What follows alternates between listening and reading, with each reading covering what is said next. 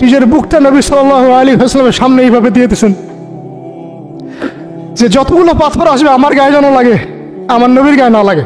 বরং এখন তো এমন যুগ চলতেছে যে মানুষ সামান্য দুনিয়াবী স্বার্থের কারণে, সামান্য দুনিয়াবী স্বার্থ, একটু মোহ, একটু দাম্ভিকতা, একটু অহংকার, একটু জিদ, একটু রাগ, একটু ক্ষোভ ইত্যাদির কারণে মানুষ, নিজের প্রিয় মানুষ আপনাকে মানুষের হাতে উঠাই দিতে পারে। সবাই মিলে তাকে পাথর মারো, আমি তাকায় তাকায় দেখতেছি। আল কোরআনে বর্ণিত একমাত্র সাহাবীর নাম হচ্ছে যায়েদ ইবনে হারেসা রাদিয়াল্লাহু আনহু। আমাদের এখানে যে ইয়াং ছেলেরা বসে আছেন সবার জন্যে যায়েদ বিন হারেসা রাদিয়াল্লাহু আনহু মহব্বত, ত্যাগ, ভালোবাসা, জীবন উৎসর্গের এবং জীবনের লক্ষ্য খুঁজে পাওয়ার একটা মূর্ত প্রতীক হতে পারে। একটু মনোযোগের সাথে অংশটা শোনেন, এটা শেষ অংশ। একমাত্র সাহাবী আল কোরআনে বর্ণিত যার নাম আল কোরআনে এসেছে তিনি হচ্ছেন যায়েদ বিন হারেসা রাদিয়াল্লাহু আনহু। তার বাবার নাম হারেসা। ঘটনা এমন ছিল যে ছোটবেলায় তার মা তাকে নিয়ে এক জায়গায় যাচ্ছিলেন। তো আগে তো ওই যে ডাকাতি হতো, জলদস্যুর আক্রমণ করতো না, এরকম তাঁবুর মধ্যে আক্রমণ হয়েছে এবং তার মায়ের কাছ থেকে সন্তানকে কেড়ে নিয়ে চলে গেছে। মায়ের জন্য কত কষ্ট করে এটা, সন্তানের মহব্বত, এটা তো বাবা মারাই বুঝবে সন্তানের প্রতি মহব্বত কাকে বলে, সন্তানকে ছেড়ে থাকার কষ্ট, এটা যারা বাবা মা হয়েছেন তারাই তো বুঝবে। তো এদিকে বাবা মা পাগল প্রায়, সন্তানকে খুঁজে পাওয়া যাচ্ছে না, আর দস্যুরা তাকে নিয়ে ওকাস বাজারে বিক্রি করে দিয়েছে। কোন বাজারে?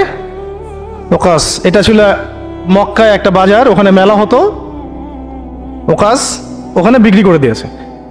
তো ঘটনাক্রমে তখন তার বয়স মাত্র কত হবে, 8 থেকে 10 বছর। ঘটনাক্রমে তাকে খরিদ করেছেন খাদিজা রাদিয়াল্লাহু আনহা।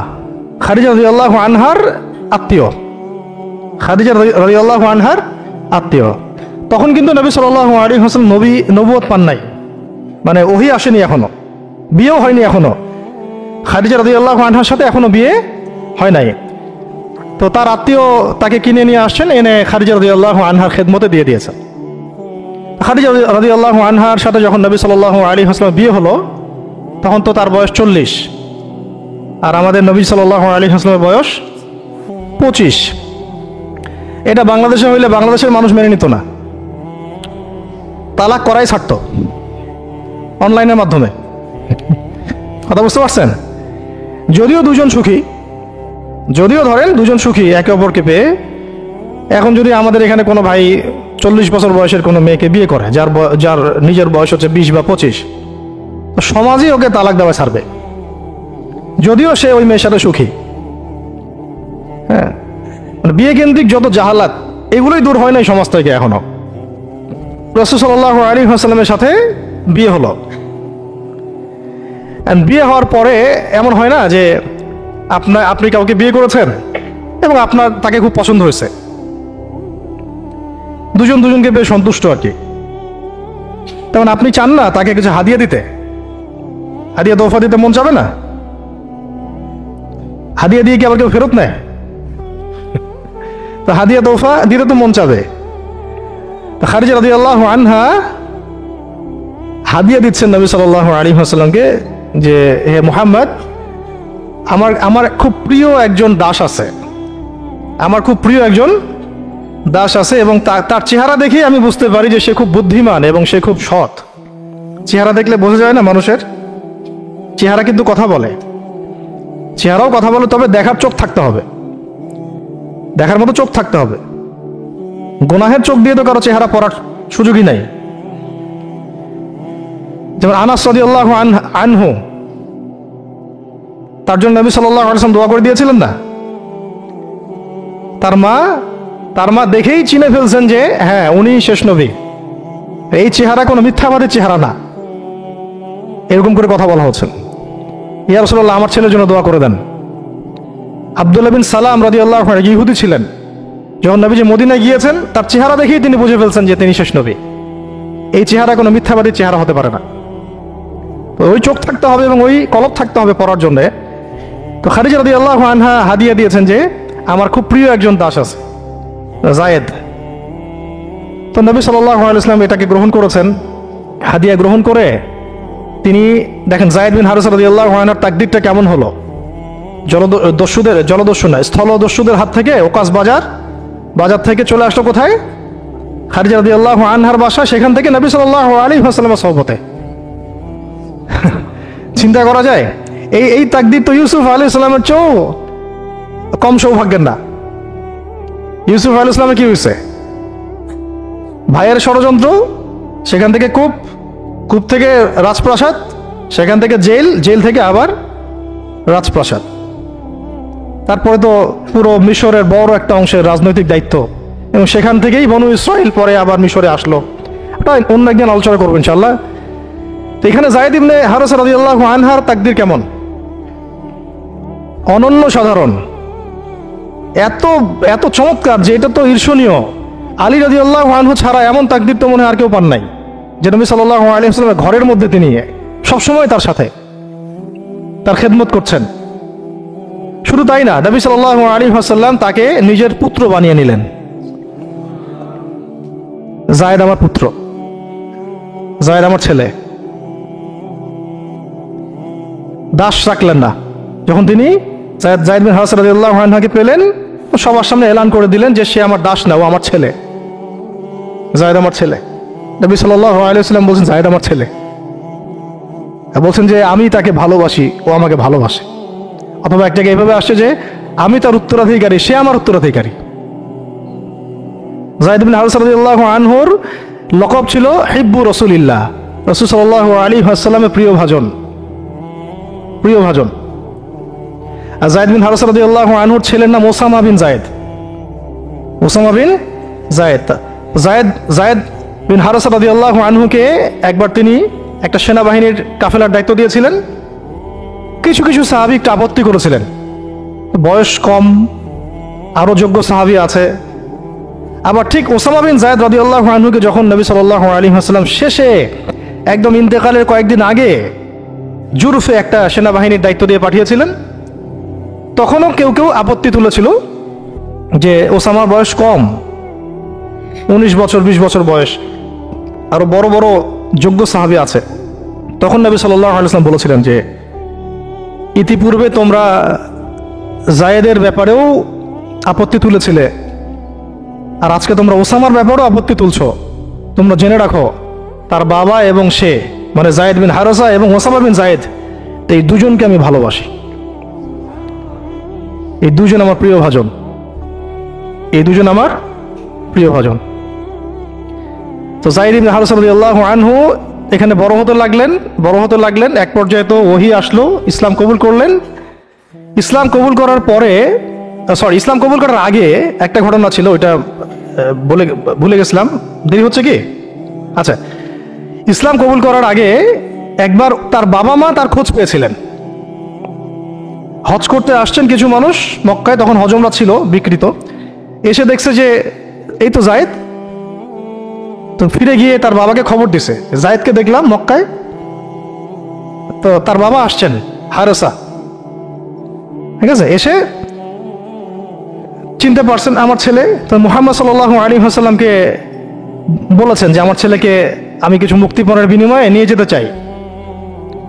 তো নবী সাল্লাল্লাহু আলাইহি ওয়াসাল্লাম বলেছেন ঠিক আছে, মুক্তিপণ লাগবে না, আমি আপনাদেরকে আরো সহজ একটা অপশন দিচ্ছি। আপনার ছেলেকে ডাকি, সে যদি আপনাদের সাথে যেতে চায় তাহলে কোনো টাকা পয়সা লাগবে না, এমনি নিয়ে যাবেন। যদি যেতে না চায় তাহলে আমার কিছু করার নেই। তখন তার বাবার সামনে তার ছেলেকে আনা হলো, বলা হলো যে ওনাদেরকে চিনতে পারো? হ্যাঁ, উনি আমার বাবা হারিসা, উনি আমার চাচা, উনি আমার মামা, এভাবে বলছেন। তো তার বাবা বলছেন যে আমার সাথে চলো বাসায়। সরাসরি বাবাকে বলে দিলেন যে আমি আপনার সাথে যেতে পারবো না, আমি মুহাম্মদ সাল্লাল্লাহু আলাইহি ওয়াসাল্লামের সাথে থাকতে চাই। তো বাবা বলছে এ কেমন কথা? নিজের বাবার সাথে যাবা না, নিজের বাবার পরিবারে যাবা না, বাবার ঘরে যাবা না, উনি তো তোমার আপন কেউ না। তো জায়েদ ইবনে হারিসা রাদিয়াল্লাহু আনহু বলছেন যে আমি তার মধ্যে এমন কিছু দেখেছি যে আপনারা কেউ দেখতে পারবেন না। এটা সম্পর্ক, মহব্বত, এগুলোকে সম্পর্ক বলে, মহব্বত বলে। অথচ কেউ কাউকে চিনে না, মানে কেউ কারোর সাথে কারো রক্তের সম্পর্ক নাই। আর নবী সাল্লাল্লাহু আলাইহি ওয়াসাল্লাম তাকে বললেন তখন যে যায়েদকে আমি মুক্ত করে দিয়েছি। যায়েদ আমার দাস না, যায়েদ আমার ছেলে, যায়েদ আমার ছেলে, আমি তার উত্তরাধিকারী, সে আমার উত্তরাধিকারী, আমি তাকে ভালোবাসি। তার উপাধি হয়ে গেল হিব্বু রসুলিল্লাহ, রসুলের প্রিয় ভাজন। সবাই তাকে এই নামে ডাকা শুরু করলো, রাসূলের প্রিয় ভাজন, রাসূল তাকে ভালোবাসে, রাসূল তাকে ভালোবাসে, রাসূল তাকে ভালোবাসেন। আর আমি বলছি রাসূল কে? সাল্লাল্লাহু আলাইহি সাল্লাম, যাকে আল্লাহ ভালোবাসেন। রাসূল কে? যাকে আল্লাহ ভালোবাসেন। তো এখন যখন নবুয়ত প্রাপ্ত হলেন, তখন আপনারা তো সবাই জানেন যে প্রথম 13 বছর মক্কায় কাটানো হয়েছে। এই প্রথম 13 বছরে যে কি পরিমাণ নির্যাতন সহ্য করতে হয়েছে, এটা ভাষায় প্রকাশ করার কোনো কিতাব পাওয়া যাবে না। আর এটা লেখার মতো কোনো কলম নাই, কোনো হাত নাই। ওইগুলো নিয়ে আমরা ইনশাল্লাহ পরে কথা বলবো। আজকে শুধু একটা দুইটা জায়গা বলতেছি। একটা সফর ছিল তায়েফের সফর। কিসের সফর? এই যে হুট করে শুনলেন তায়েফের সফর। তায়েফের সফরের আগে 10 বছর আছে। এই 10 বছরে এত নির্মম নির্যাতন সহ্য করতে হয়েছে, যেটা তায়েফ পর্যন্ত যেতে রাসূল সাল্লাল্লাহু আলাইহি ওয়াসাল্লামকে বাধ্য করেছে। মক্কার অবস্থা কোন ঠাসা, মানে অত্যাচার হতে হতে হতে হতে এমন একটা অবস্থা, সাহাবীদেরকে চোখের সামনে শহীদ করা হচ্ছে। বেলাল রাদিয়াল্লাহু আনহুকে এইভাবে নির্যাতন করা হচ্ছে। সুমাইয়া রাদিয়াল্লাহু আনহাকে মেরে ফেলা হলো, শহীদ করা হলো। গরিব সাহাবীদেরকে নির্যাতনের স্টিম রোলার চালায় দেওয়া হচ্ছে। এক পর্যায়ে বাধ্য হয়ে অনেক সাহাবী আবিসিনিয়াতে চলে গেলেন, ইথিওপিয়ায়। আবার 3 বছর নবী সাল্লাল্লাহু আলাইহি ওয়াসাল্লাম এবং বনু হাশিমকে বয়কট করা হলো, মনে আছে? একদম বয়কট করা হলো 3 বছর। গাছের ছাল পাতা খেয়ে সাহাবীরা থাকা শুরু করলেন। চতুর্দিক থেকে রাস্তা বন্ধ, সামাজিক নির্যাতন, রাজনৈতিক নির্যাতন, গালিগালাজ, আপনজনদের মানে গীবত, তহমত, একেবারে পাথর নিক্ষেপ্ত চলতেছেই চতুর্দিক থেকে। আবু লাহাব, আবু জেহেল, আবু সুফিয়ান সবাই উঠে পড়ে লাগছে, পুরো সমাজ বিরুদ্ধে চলে গেছে। এরকম হালত বোঝার জন্যও ওইরকম সিচুয়েশন ফেস করা দরকার। এটা পড়ি আমরা তো এগুলো পড়ি, এগুলো তো আমরা বুঝি না, উপলব্ধি করতে পারি না, কারণ আমরা এই ফেজগুলো দিয়ে যাই নাই। যারা টুকটাক গিয়েছেন তারা কিছু রাজ করতে পারেন। এরকম একটা অবস্থায় যখন চতুর্দিক থেকে রাস্তাটা বন্ধ মনে হচ্ছে, তখন নবী সাল্লাল্লাহু আলাইহি ওয়াসাল্লাম তায়েফে গিয়েছিলেন, তায়েফের 3টা বড় বড় গোত্রকে দাওয়াত দিতে। উদ্দেশ্য হচ্ছে তায়েফবাসী যদি ইসলাম কবুল করত, তাহলে মক্কার এই কুরাইশদের বিরুদ্ধে একটা বড় সাপোর্ট পাওয়া যেত। ঠিক আছে? এটা কিন্তু একটা হিজরত, এটাও কিন্তু একটা হিজরত। এর আগে একটা হিজরত হয়েছে আবিসিনিয়াতে, তায়েফেও। এটাতে ওই সাফল্যটা আসে নাই, তায়েফবাসী ইসলাম কবুল করে নাই। পরবর্তীতে আল্লাহ পাক মদিনাবাসীকে কবুল করেছেন। ওগুলো আমরা পরে আস্তে আস্তে আলোচনা আনবো ইনশাআল্লাহ। আজকে শুধু এতটুকু বলছি তায়েফের কথাটা। এইখানে সময়টা চিন্তা করবেন, সময়টা ছিল জুন জুলাই মাস, জুন বা জুলাই মাসের মতো অবস্থা।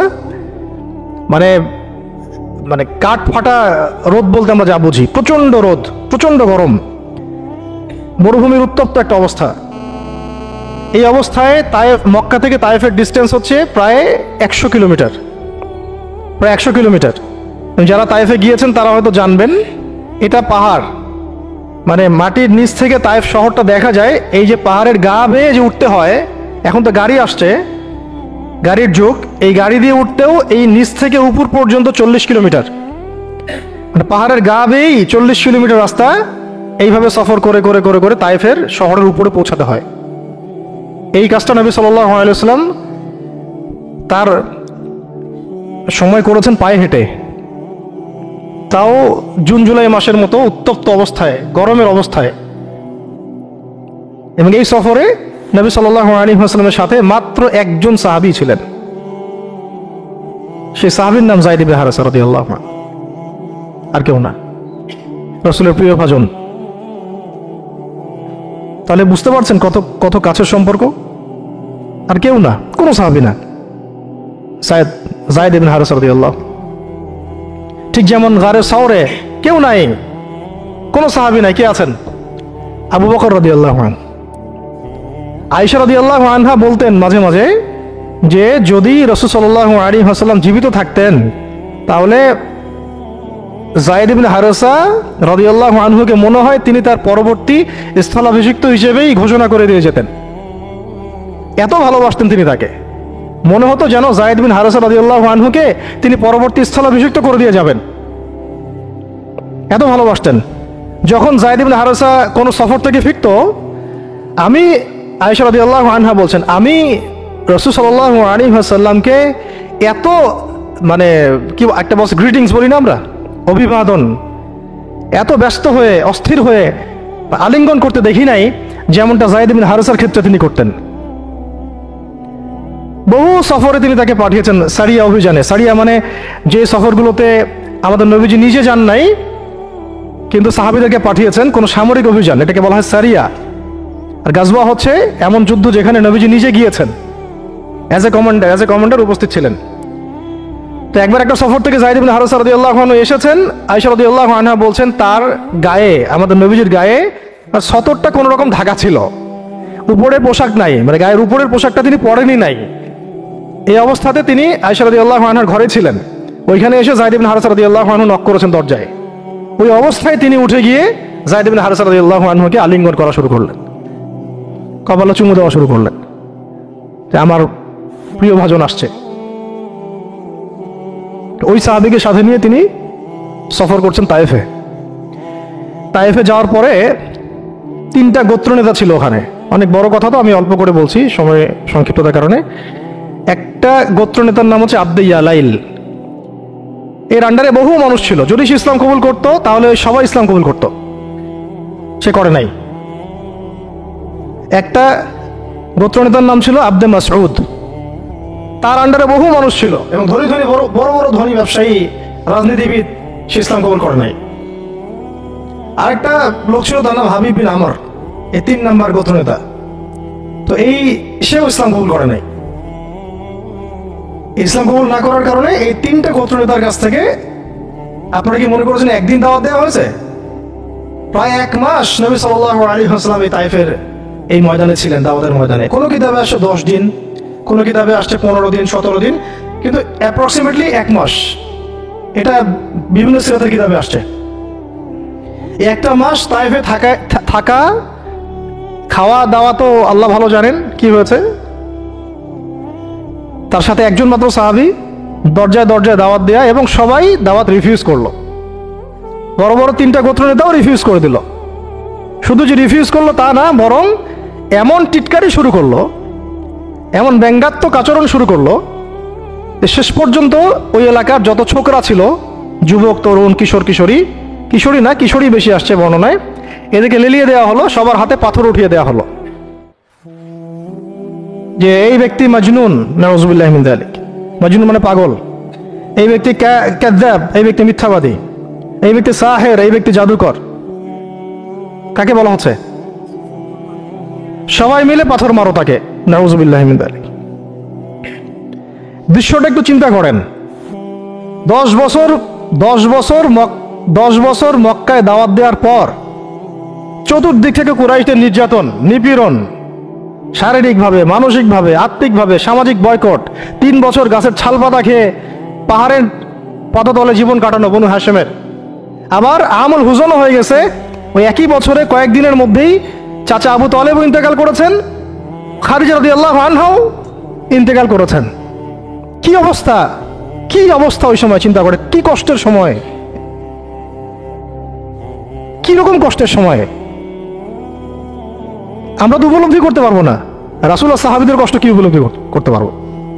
এই অবস্থায় আশার আলো নিয়ে তায়েফে যাওয়া, সেখানে গিয়ে যে 1 মাস এই মেহনত করার পর এই অবস্থা, সমস্ত ছোকরাটা পাথর মারা শুরু করলো। কি পাথর মারার সেই গতি, যেখানে পাথর মারা হয়েছে ওই জায়গা আমরা দেখে আসছি আলহামদুলিল্লাহ। কি পাথর মারার গতি, এমন পাথর মারা হচ্ছিল যে রাসূল সাল্লাল্লাহু আলাইহি ওয়াসাল্লামের মানে গায়ে লেগে রক্ত বের হতে হতে সেই রক্ত দিয়ে পায়ের যে জুতাটা আছে এই জুতাটা আটকে গেছে, এইভাবে জুতা খোলা যাচ্ছে না। রাসূলুল্লাহ সাল্লাল্লাহু আলাইহি ওয়াসাল্লাম পা থেকে জুতা খোলা যাচ্ছে না, রক্তে আটকে গেছে। আর মানুষ বলছে পাগল, মিথ্যাবাদী, হ্যাঁ জাদুকর, জিনে আসর করছে, মানুষ বলতেছে এগুলা। রাজনৈতিক ক্ষমতা চাই মনে হয়, হ্যাঁ অর্থ চাই মনে হয়, দুনিয়ার জৌলস মনে হয় চায়, আমাদের ঐক্য বিনষ্ট করতে আসছে। মারো একে, মেরে বিদায় করো এখান থেকে। কোন পর্যায়ে গেলে মানুষ এই কাজ করতে পারে? কি পরিমাণ ক্ষোভ থাকলে মানুষ এই কাজটা করতে পারে? আর কার এগেন্স্টে করছে? আল্লাহর প্রিয় হাবিব, যার জন্য আল্লাহ পাক ফিরদাউস রেখেছেন, মাকামে মাহমুদ রেখেছেন, যার সুপারিশ ছাড়া আমরা মনে হয় না জান্নাতে কেউ যেতে পারবো, অসম্ভব। যার সুপারিশ ছাড়া বিচার শুরুই হবে না কিয়ামতের মাঠে, হিসাব নিকাশ শুরুই হবে না, জান্নাত তো বহুত দূরের কথা। জান্নাতের দরজাও খোলা হবে না যিনি আগে না ঢোকা পর্যন্ত। তাকে মানুষ সেভাবে মারা শুরু করলো, রক্ত ঝরতেছে। এই সময়ে এই সাহাবী যায়েদ ইবনে হারেসা রাদিয়াল্লাহু আনহু নিজের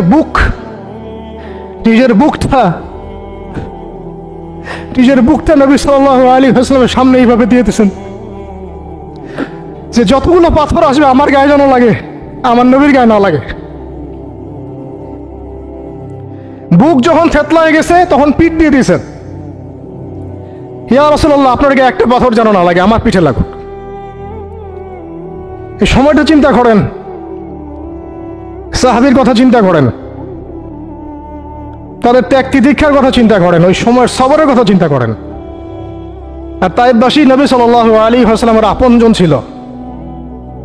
তায়েফের গোত্রে নবী সাল্লাল্লাহু আলাইহি ওয়াসাল্লামের দুধ পান করানো হয়েছিল, হালিমা সাঈদার গোত্র এটা। দূরের মানুষ আপনাকে যখন ভালো মন্দ বলবে আপনার অতটা কষ্ট হবে না যতটা আপনার কাছের মানুষ আপনাকে ভালো মন্দ বললে কষ্ট হবে। যখন আপনার প্রিয় মানুষেরা আপনাকে পাথর ছুড়বে, এই পাথরের আঘাত সহ্য করা তো সহজ না। কাফেররা, ফাসেকরা, জালেমরা, মুশরিক, মুনাফিকরা পাথর ছুড়বে, সেই পাথর আপনি সৌভাগ্যের সাথে বরণ করতে পারেন, সেই রক্তক্ষরণে আপনার কষ্ট হবে না। প্রিয় মানুষদের দেওয়া অপবাদ, মিথ্যাচার, গীবত, তহমত, পাথর আপনাকে এত কষ্ট দিবে, এই কষ্টের লোড আপনি সহ্য করতে পারবেন না। আর যদি আল্লাহ পাক আপনাকে সহ্য করার ক্ষমতা দিয়ে দেন, ইনশাআল্লাহ আপনি এমন ব্যক্তি হবেন যে ব্যক্তির হাতে আল্লাহ রাব্বুল আলামিন ইসলামের ঝান্ডা উঠাই দেবেন ইনশাআল্লাহ। ইনশাআল্লাহ যাকে আল্লাহ রাব্বুল আলামিন পুরো কওমের জন্য কবুল করবেন ইনশাআল্লাহ। এবং পুরো শক্তি আপনার সামনে একদিন না একদিন পরাজয় বরণ করবেই, সময়ের ব্যাপার। যায়েদ বিন হারেসা রাদিয়াল্লাহু আনহু নিজের বুকটা এইভাবে আগলায় দিয়ে রাখছেন, আমার গায়ে লাগুক ইয়া রাসূলুল্লাহ, আপনার গায়ে না লাগে। আজকে আপনি যায়েদ ইবনে হারেসাকে পাবেন কোথায়? কিসের ইসলামী বিপ্লবের কথা বলি আমরা? জামা আইমারা এটা ওইটা, যায়েদ বিন হারেসারাই তো নাই। ওরকম আখলাকের নেতাও যেমন আমরা পাই না, ওই রকম যায়েদ বিন হারেসাদের মতো আমরা মামুরও তো পাই না। বরং এখন তো এমন যুগ চলতেছে যে মানুষ সামান্য দুনিয়াবী স্বার্থের কারণে, সামান্য দুনিয়াবী স্বার্থ, একটু মোহ, একটু দাম্ভিকতা, একটু অহংকার, একটু জিদ, একটু রাগ, একটু ক্ষোভ ইত্যাদির কারণে মানুষ, নিজের প্রিয় মানুষ আপনাকে মানুষের হাতে উঠাই দিতে পারে। সবাই মিলে তাকে পাথর মারো, আমি তাকায় দেখতেছি।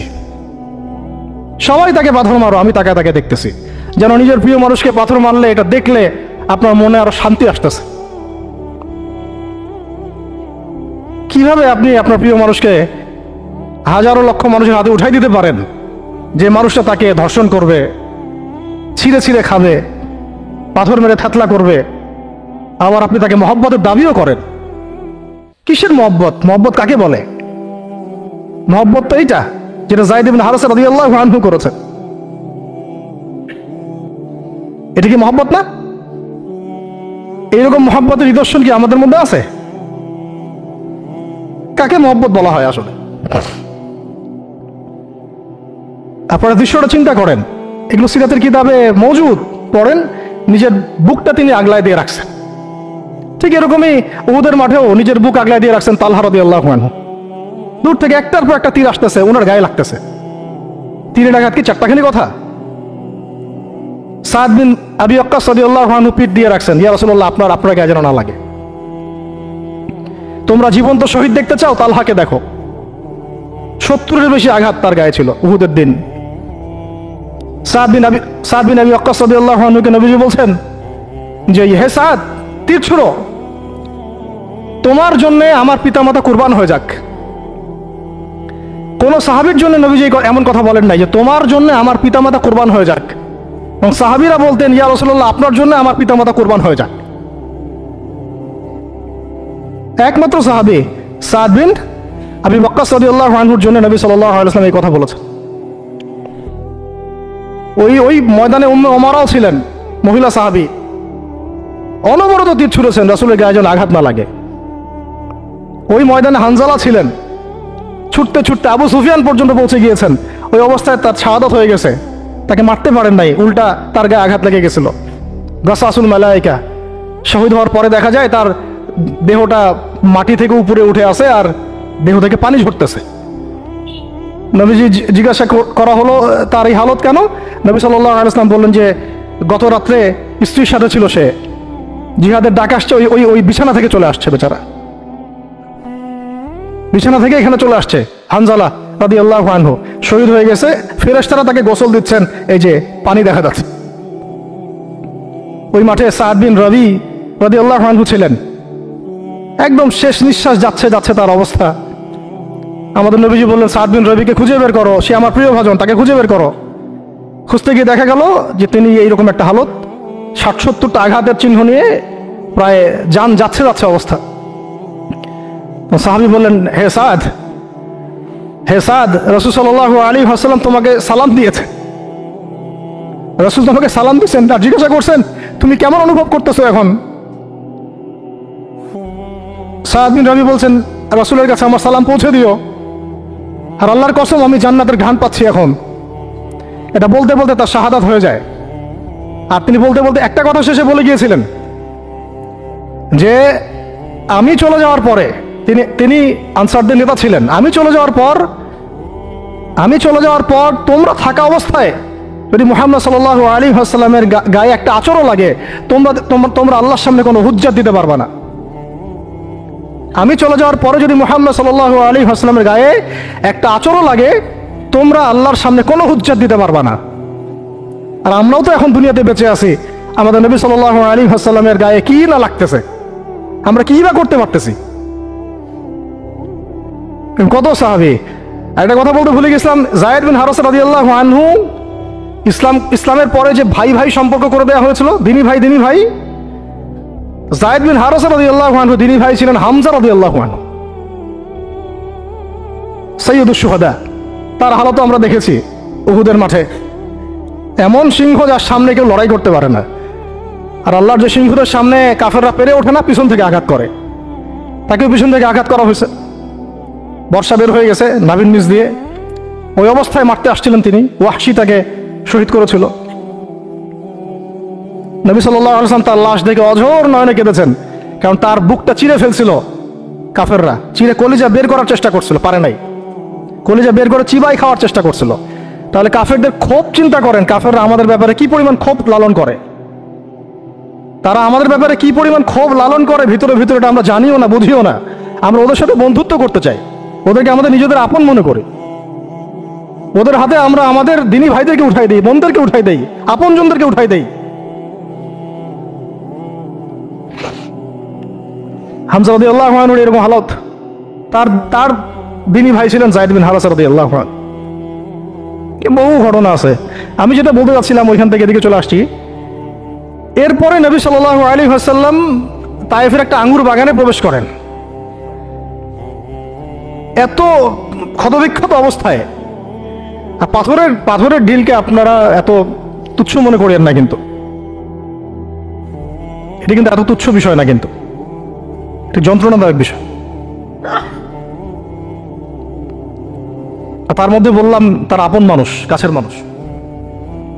আঙ্গুর বাগানে যাওয়ার পরে ওখানে আদ্দাস রাদিয়াল্লাহু আনহু, আদ্দাস নামে একজন বাগানের দেখভালকারী ছিল।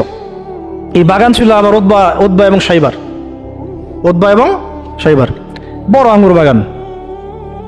এখানে ঘটনা ঘটে গেল, নবী সাল্লাল্লাহু আলাইহি ওয়াসাল্লাম বসে আছেন, জুতা খোলার চেষ্টা করছেন, এবং আদ্দাস তিনি এসে একটু খেজুর দিয়েছেন। মায়া লাগছে তার, আহারে লোকটাকে এইভাবে মারলো, মানুষটাকে এইভাবে মারলো। তো কিছুই চাচ্ছে না, কিছুই বলে নাই, খালি বলছে এক আল্লাহর ইবাদত করো, আর কিছু চাইছে নাকি? তো এক আল্লাহর ইবাদত করো বললো, বাস তাই বাস এইভাবে মারলো। আর মানবে না তো মারলো কেন? ও বেচারার কাছে খারাপ লাগছে, দাওয়াত কবুল করবে না তো মারলো কেন? লাঞ্ছিত করার কি দরকার ছিল? কবুল না করলে চলে যাবে, বা কবুল না করলে তারা ফিরাই দিবে, মারার কি দরকার আছে? তার মায়া লাগছে খুব, সে এসে কিছু খেজুর দিছে খাইতে, পানি দিছে খাইতে। ওই অবস্থায় নবী সাল্লাল্লাহু আলাইহি ওয়াসাল্লাম পানির গ্লাস নিয়ে, খেজুর নিয়ে বিসমিল্লাহির রহমানির রহিম, বিসমিল্লাহ বলছেন। বিসমিল্লাহ শুনে সে আদ্দাস, তার খুব ভালো লাগছে যে এই শব্দটা আপনি কোথা থেকে পেলেন? তো নবীজি তাকে জিজ্ঞাসা করছেন, তোমার নাম কি? আদ্দাস। কোথায় থাকো? আমি নিনওয়ার নামক একটা জায়গা থেকে আসছি। এটা শুনে নবী সাল্লাল্লাহু আলাইহি ওয়াসাল্লাম বলছেন যে, ও আচ্ছা, তার মানে তুমি আমার ভাই ইউনুসের এলাকার মানুষ। তুমি আমার ভাই ইউনুসের এলাকার মানুষ? আপনি কিভাবে ইউনুসকে চিনেন? ইউনুস আমার ভাই, নবীগণ সবাই বৈমাত্রিক ভাই, আমি আল্লাহ রসুল, সেও আল্লাহ নবী। তখন তিনি ইসলাম কবুল করেন। আদ্দাস রাদিয়াল্লাহু, তার নামে ওখানে এখনো মসজিদ আছে। হ্যাঁ, ওখানে আপনারা গিয়ে দেখবেন মসজিদ আছে। এই জায়গায় যায়েদ বিন হারেসা রাদিয়াল্লাহু আনহুর ভূমিকাটা দেখেন। এবার নবী সাল্লাল্লাহু আলাইহি ওয়াসাল্লাম ওই জায়গায় বসে দোয়া করতেছেন। এটা শেষ অংশ, দোয়া করতেছেন। এই দোয়ার লফজ যদি আরবি থেকে আরবি বুঝতে পারতেন, তাহলে মানে আমার এতগুলো কথা বলা সার্থক হতো আর কি। মানে আমি যদি মানুষকে এই দোয়ার শব্দগুলো অর্থ বুঝাতে পারতাম, ওই ক্ষমতা যদি আমার থাকতো, আমার মনে হয় না এই ক্ষমতা কোনো ওলামায়ে কেরামের আছে। আমার মনে হয় না এই ক্ষমতা কোনো ওলামায়ে কেরামের আছে যে এই দোয়ার শব্দগুলো আওয়ামকে বুঝাই দিবে, এক্স্যাক্টলি সেই ফিলিংস এবং ইমোশন বুঝাবে, এমন ক্ষমতা আমাদের কাউকে দেওয়া হয় নাই। শুধু এই অনুভূতিগুলো বোঝার জন্য হলেও আরবি শেখা দরকার আপনাদের, আমাদের সবারই। এগুলো অনুভূতিগুলো বোঝার জন্য হলেও আমাদের আরবি শেখা দরকার। মোনাজাতে মাকবুল কিতাবেও দোয়াটা আছে। নবী সাল্লাল্লাহু আলাইহি ওয়াসাল্লাম রক্তাক্ত অবস্থায়, ক্ষতবিক্ষত অবস্থায়, তার পাশে যায়েদ ইবনে হারেসা রাদিয়াল্লাহু আনহু, তারা আল্লাহ রাব্বুল আলামিনের কাছে দোয়া করতেছেন। এই দোয়াটার নাম হচ্ছে মাজলুমের দোয়া, দুর্বলের দোয়া। কিসের দোয়া? দুর্বলের দোয়া। দোয়ার শব্দগুলো এমন ছিল, আল্লাহুম্মা ইন্নাকা তাসমাউ কালামি, আল্লাহুম্মা ইন্নাকা তাসমাউ কালামি, হে আল্লাহ, নিশ্চয়ই আপনি আমার কথা শুনছেন। আমাদের নবীজি বলছেন, আল্লাহুম্মা ইন্নাকা তাসমাউ কালামি, আল্লাহ আপনি নিশ্চয়ই আমার কথা শুনছেন। ওয়া তারা মাকানি, এবং আমার যেই মাকান, আমার অবস্থা আপনি দেখছেন। ওয়া তা'লামু সিররি ওয়া আলানিয়াতি, আল্লাহ আপনি আমার বাহিরের অবস্থাও জানেন, ভিতরের অবস্থাও জানেন। আমার বাহিরের হালত আপনি জানেন, ভিতরের হালত আপনি জানেন, প্রকাশ্য অবস্থা আপনি জানেন, গোপন অবস্থা আপনি জানেন। তা'লামু সিররি ওয়া আলানিয়াতি লা ইয়াখফা আলাইকা শাইউম মিন আমরি, আমার কোনো কাজই আপনার কাছে গোপন না। আসলে আমার কি হালত, কি অবস্থা, আমার উপর দিয়ে কি গেছে, কি গেল, কি প্রকাশ্য, কি গোপন, কি সত্য, কি মিথ্যা, আল্লাহ আপনি সব জানেন। বলা কথা না বলা কথা সব আপনি জানেন। তা'লামু সিররি ওয়া আলানিয়াতি লা ইয়াখফা আলাইকা শাইউম মিন আমরি।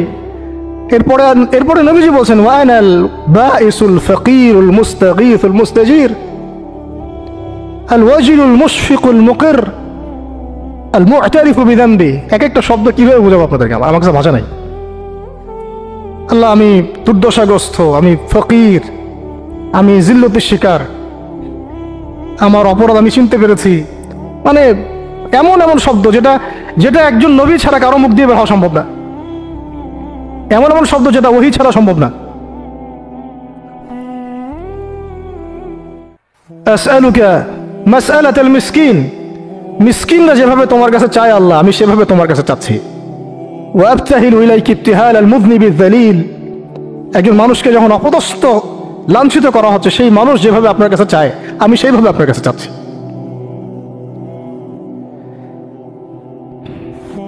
আরো অনেক শব্দ আছে, মাঝখানে লাইন আছে। একটা জায়গায় আছে অনেক বড় দোয়া, আল্লাহুম্মা ইয়া খায়রাল মাসউলিন ইয়া খায়রাল মুতিন ইলাইকা আশকু দুআফা কুওয়াতি। এই অংশটা সব কিতাবেই আছে সিরাতের। আল্লাহুম্মা ইলাইকা আশকু দুআফা কুওয়াতি, আল্লাহ আমি তোমার কাছে আমার শক্তির অক্ষমতা প্রকাশ করতেছি। মানে আমার যে শক্তি নাই এখন, তাইবাসী আমার সাথে এগুলা করলো, আমার তো শক্তি নাই এখন, আমার এই শক্তির অক্ষমতা আল্লাহ আমি তোমার কাছে প্রকাশ করতেছি।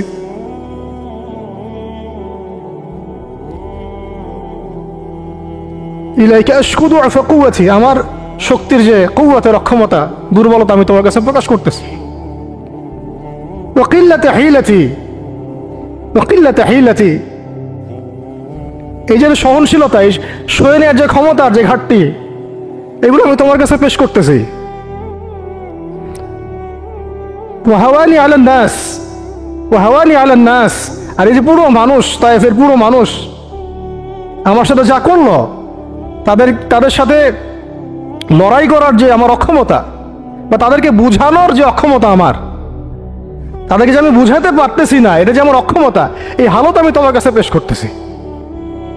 আল্লাহুম্মা ইলাইকা আশকু দুআফা কুওয়াতি ওয়া কিল্লাতা হিলাতি ওয়া হাওয়ানি আলান নাস। কি শব্দ! বলছি ইলা মান তাকিলুনি, আল্লাহুম্মা ইলা মান তাকিলুনি, আল্লাহ তুমি আমাকে কাদের হাতে ন্যস্ত করলা, আল্লাহ তুমি আমাকে কাদের হাতে ন্যস্ত করলা। ইলা আদুইন বাঈদিন ইয়াতাহাজ্জামুনি, আমাকে ঘর থেকে এত দূরে এনে, সে মক্কা থেকে কত দূরে, আমাকে ঘর থেকে এত দূরে নিয়ে এসে আল্লাহ তুমি তোমার শত্রুদের হাতে আমাকে ন্যস্ত করলা। ইয়াতাহাজ্জামুনি, যারা চতুর্দিক থেকে আমাকে পাথর মারতেছে। কি আবেগ দোয়ার মধ্যে, কি ভাষা, কি লফজ! ইলা আদুইন বাঈদিন ইয়াতাহাজ্জামুনি, তুমি আমাকে আল্লাহ ঘর থেকে বের করে এত দূরে নিয়ে আসলা, শত্রুদের হাতে সোপর্দ করলা, তারা আমাকে চতুর্দিক থেকে পাথর মারতেছে।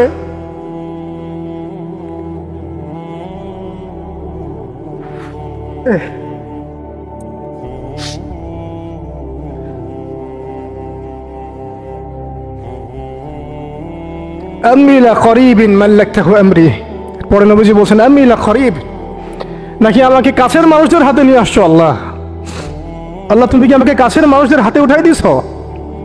মাল্লাকতাহু আমরি, যারা আমার ভালো মন্দের কাজের মালিক হয়ে গেছে। এইভাবে দোয়া করতে লাগলেন নবী সাল্লাল্লাহু আলাইহি ওয়াসাল্লাম। যায়েদ বিন হারিস রাদিয়াল্লাহু আনহু শামিল আছেন এখানে। তারপরে নবীজি বলছেন ইল্লাম তাকুন সাখিতুন আলাই ফালা উবালি, আল্লাহ এত কিছুর পরে যদি তুমি আমার প্রতি অসন্তুষ্ট না হও, আমার কিছুই যায় আসে না। আল্লাহ এত কিছু হয়ে গেল, এরপরে যদি তুমি আমার উপর অসন্তুষ্ট না হও, অন্তত আমার কিছুই যায় আসে না। আলহামদুলিল্লাহ। ইল্লাম তাকুন সাখিতুন আলাই ফালা উবালি, তুমি যদি আমার উপর আল্লাহ অসন্তুষ্ট না হও, তোমার কাছে আমি ঠিক থাকতে পারি, তোমার কাছে আমার অবস্থান ঠিক থাকে আল্লাহ, ফালা উবালি, আমি এসবের কোনো কিছুর পরোয়া করি না।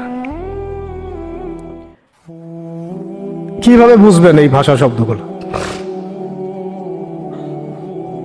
ঠিক এইরকম শব্দেই দোয়া করেছিলেন খুবাইব রাদিয়াল্লাহু আনহু, যখন তাকে শুলে চড়ানো হবে, এবং তিনি তখন, শুলদণ্ড অনেক কঠিন, জীবন্ত একটা মানুষকে মেরে ফেলা, পিছন দিক থেকে লোহা আছে না, এগুলো প্রবেশ করিয়ে মাথা দিয়ে বের করে দেয়। শুলদণ্ড, খুবাইব বিন আদি রাদিয়াল্লাহু আনহুকে শুল দেওয়া হয়েছেন। এটা রাজির ঘটনা, সিরাতে পড়বেন, রাজির ঘটনা। ট্র্যাপে ফেলে হত্যা করা হয়েছে। যখন তাকে শুলে দেওয়া হচ্ছে, তখন তাকে বলা হয়েছে যে তোমার জায়গায় যদি মুহাম্মদকে হত্যা করা হয়, তুমি কি খুশি হবা? তোমাকে ছেড়ে দিয়ে যদি মুহাম্মদকে হত্যা করা হয়? বলছেন যে আমার জায়গায় মুহাম্মদকে হত্যা করা তো দূরের কথা, সাল্লাল্লাহু আলাইহি ওয়াসাল্লাম, তার একটা লোম বাঁকা হোক আমি সেটাও চাই না, সেটাও সহ্য করতে পারবো না।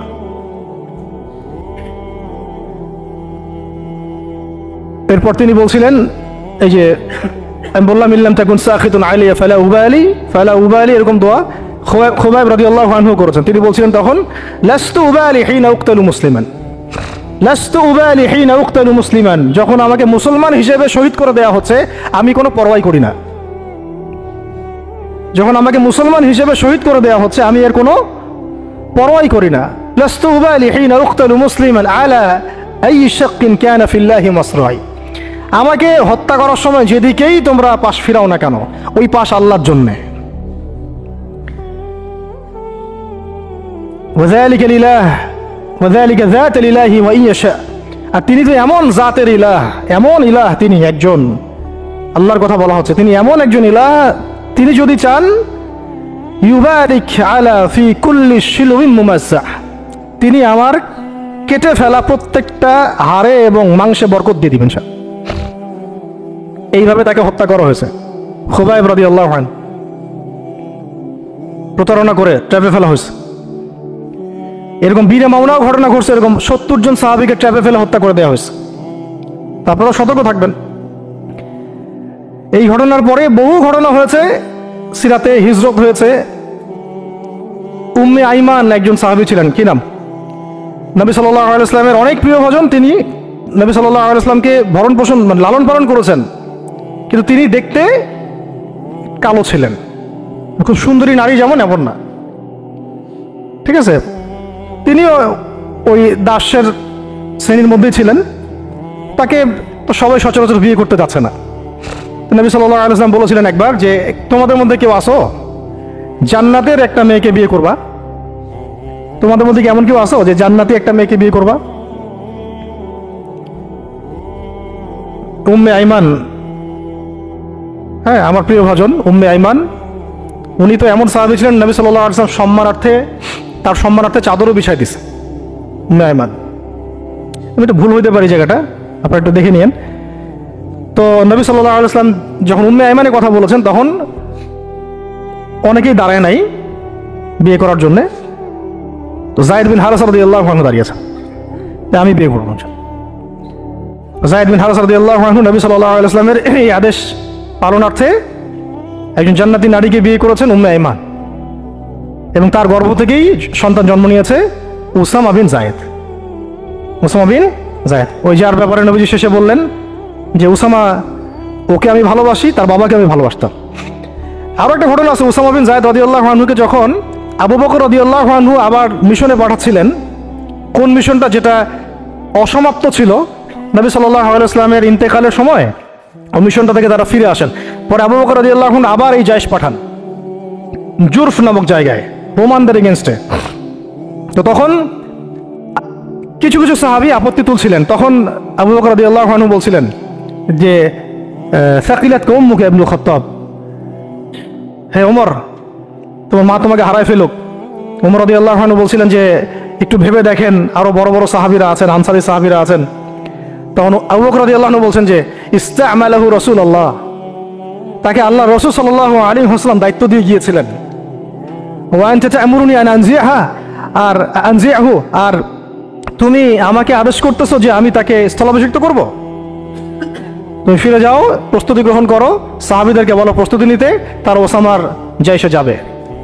তো সে হচ্ছে ওসামা বিন যায়েদ রাদিয়াল্লাহু আনহু, আসছেন উম্মে আইমান রাদিয়াল্লাহু আনহার গর্ভ থেকে, জান্নাতি নারী।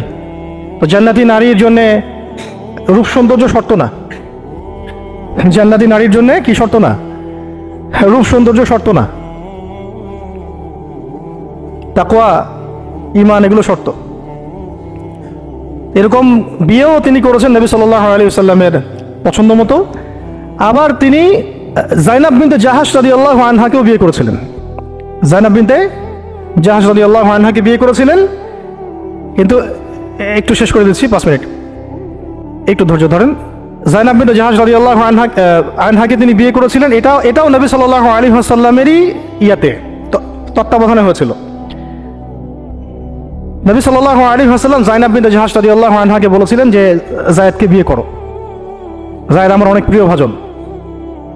আর যায়নাব বিনতে জাহাশ রাদিয়াল্লাহু আনহা আল্লাহর নবীর ফুফাতো বোন ছিলেন, ফুফাতো বোন ছিলেন, যে বোনকে বিয়ে দিয়েছেন যায়েদ বিন হারেসা রাদিয়াল্লাহু আনহুর সাথে। কিন্তু দাম্পত্য জীবনে মানে স্টেবিলিটি ছিল না, দাম্পত্য জীবনে একটা মানে একদম নির্ঝঞ্ঝাট ছিল না জীবনটা, একটু সমস্যা হচ্ছিল। কারণ যায়েদ রাদিয়াল্লাহু আনহু গোত্রগতভাবে কি ছিলেন? দাস। দাস আরবের ট্রেডিশন অনুযায়ী বলছি আর কি, গোত্রগতভাবে নিচু গোত্রের, ওই সেন্সে আর কি, আমরা ইসলামের সেন্সে কথা বলছি না, আরবের ওই যে প্রচলিত যে একটা প্রথা ছিল ওই সেন্সে। আর জাইনাব বিনতে জাহাশ রাদিয়াল্লাহু আনহা উচ্চ বংশের, তা আন্ডারস্ট্যান্ডিং একটু প্রবলেম হতে পারে, হচ্ছিল এটা। ভুলেও কখনো কোনো সাহাবী সম্পর্কে সমালোচনা করবেন না, এটা আমাদের আহলে সুন্নাত ওয়াল জামাআর আকীদা উসুল নয়। কোনো সাহাবী সম্পর্কে না, সাহাবীদের মধ্যে যা হয় হয়ে যাক, যুদ্ধও যদি হয়ে যায় তবুও সমালোচনা করা যাবে না, এই আকীদা যেন ঠিক থাকে। যারাই সাহাবীদের সমালোচনা করে তারা আহলে সুন্নাত ওয়াল জামায়াতের আকীদা থেকে সরে গেছে।